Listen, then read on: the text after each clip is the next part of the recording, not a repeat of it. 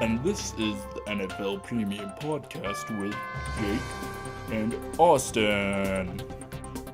And the game of the week is Patriots versus Colts.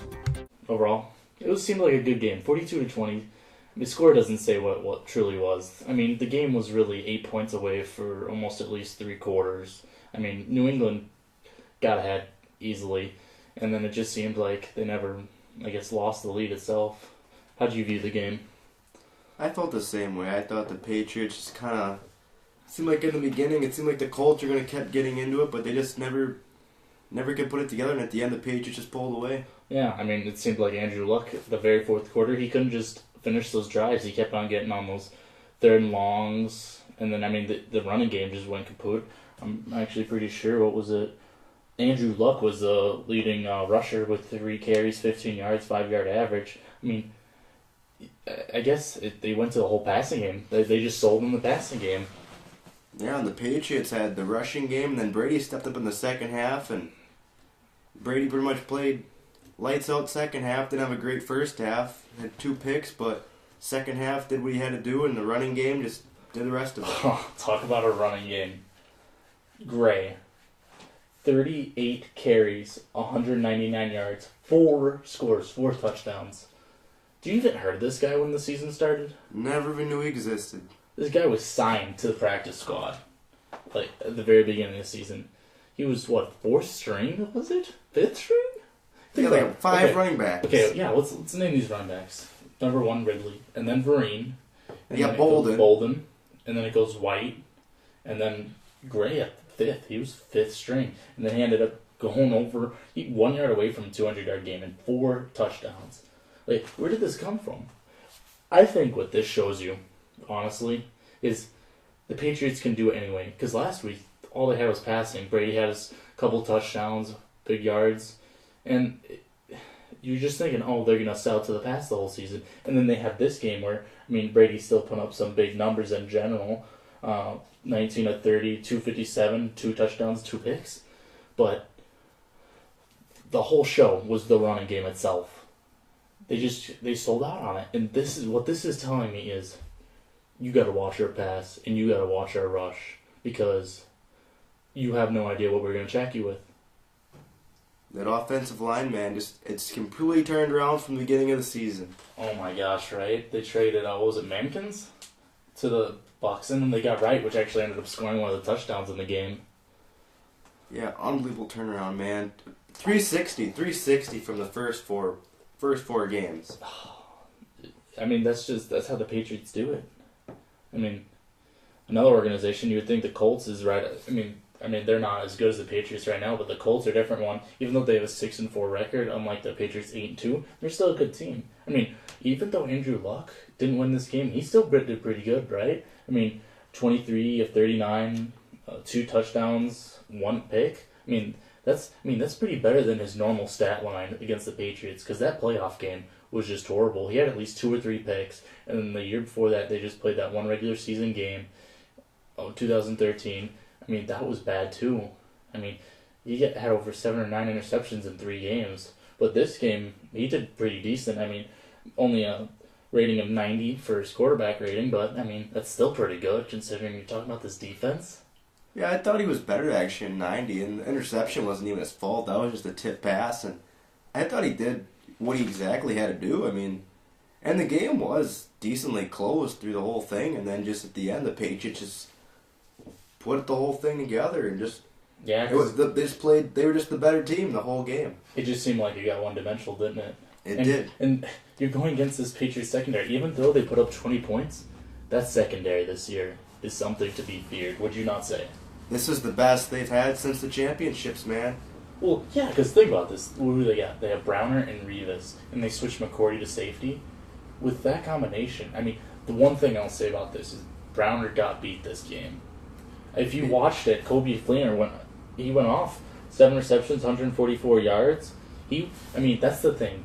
Browner misplayed him and misjudged Fleener and underestimated him. And I think Browner will go into the film room this week and then see what he did. Because he's a good corner. He made that Seattle defense too. People forget about him, but he's on the other side of Richard Sherman, and he did his job, and he did it pretty fantastic. He was a Legion of Boom member. Yeah, people forget about that. I mean, it's not even like he was a minor role either. I mean, there was all 4 of them that did the whole thing. Yeah. And without him there, I mean, you can see the effect it's having over there, Yeah, but Seattle's it's what already- it's putting in here. Yeah, Seattle 34 losses. I mean, that secondary is just a monster. And Revis, you can definitely tell that ACL ain't nothing anymore. Yeah. Well, I mean, in perspective, I mean, he's not having as what it was with the Bucks. You could obviously see that ACL. He's being ginger. He was slowing down. I mean, he wasn't as good as the cover man. Even though he went to the Pro Bowl that year, he's definitely better this year. Obviously, overall, I mean, McCourty's playing lights out. Yeah. I mean, all the deep backs are playing really good. Denard, Arrington, yeah. That's Yeah. the thing about them. Because Denard and Arrington, I feel like could start in a lot of other different teams in the NFL. And they're the backups, maybe switch to nickel if they really need to. Yeah, I mean, they're all playing. Everyone on the team's doing good on defense, and even linebackers. I mean, this is the 2nd straight year their best linebacker and one of their best defensive players and best players overall, Mayo's out for 2 straight years. He gets injured, goes out.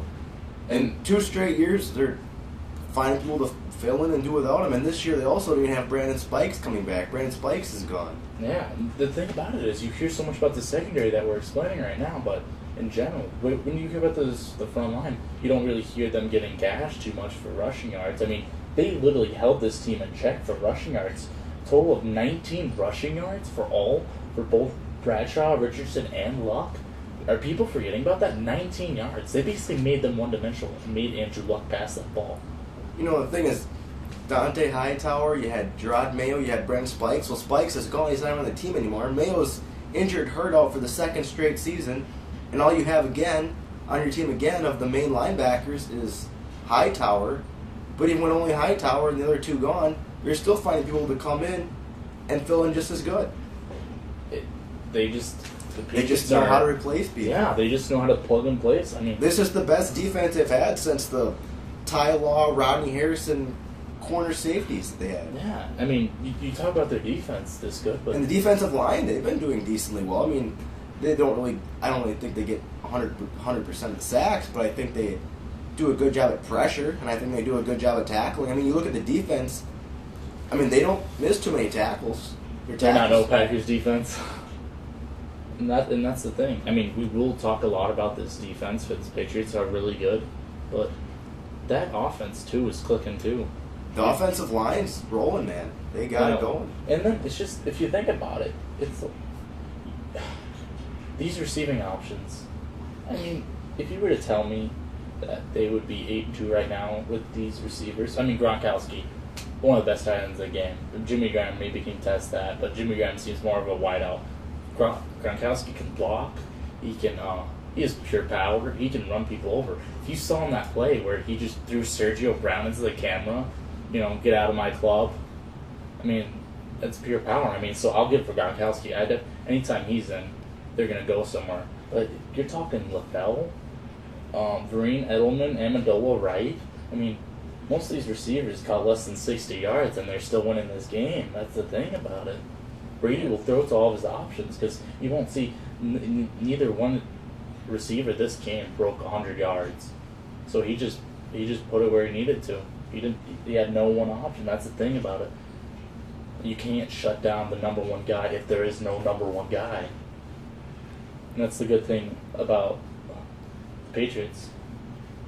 Yeah, even when they had Hernandez, seems like Tim Wright's no Aaron Hernandez. He's not a top 5 player like Aaron Hernandez was, but you look at what he's been able to do. He's made some plays this year, and he even caught a touchdown in that game, and no one even talks about that. But yeah, that's still another stat. And that touchdown is something else because it looked like Brady almost overthrew him too. Yeah. And then he had a double clutch at. It's just one of those things where we're overlooking a lot of New England things. I mean, we are also doing that with Indianapolis, but they just seem like they were prepared for this game, but the defense for the Patriots just sold them out and made them so one-dimensional. I mean, the receivers for Indy did their job. I mean, Reggie Wayne, 5 receptions, 91 yards. I mean, Kobe Fleener had his big game of 144 yards. I mean, just Browner had one of those bad days, which will happen this season. I mean, Hilton didn't go off. They shut down. They pretty much shut down Revis and Browner. I mean, mostly Revis. but they shut down what they needed to. I mean, they gave up a couple plays, that they shouldn't have, mostly to Browner. Revis played very solid in this game. Even McCourty and Arrington did their jobs, and everyone else. The whole secondary just kind of. Yeah, like that play right there, pure effort. Yeah, and just it seems like the defense is just always. It just seems like they're just ready. They're just prepared, and the offensive line, same thing. It just seems like the whole team has just got it going every game. No matter what they do, they're in position. Yeah, overall good game, I would say. It was a good game, and I don't think we've seen the best of the Patriots yet. I think the best is yet to come. And I will say that same thing with the Colts. Both teams. Yeah. So I think these obviously right here. If you look at the stats or not, I think these could be the two maybe best teams in the NFL.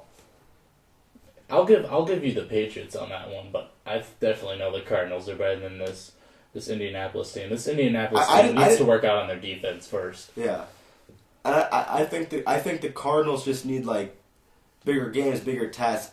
They have to face people like the Patriots and stuff like that, and we'll see how good they are. But I think the Cardinals are definitely the best NFC team, but AFC would have to go. Colts, Patriots, probably the two best right now. What about any of the AFC North? With the Bengals, do you think those? They're way too inconsistent. They're all over. Well, I guess let's wrap up for this game. Overall, score doesn't tell what the game really was, but good game. Because we'll go commercial break. See you guys in a little.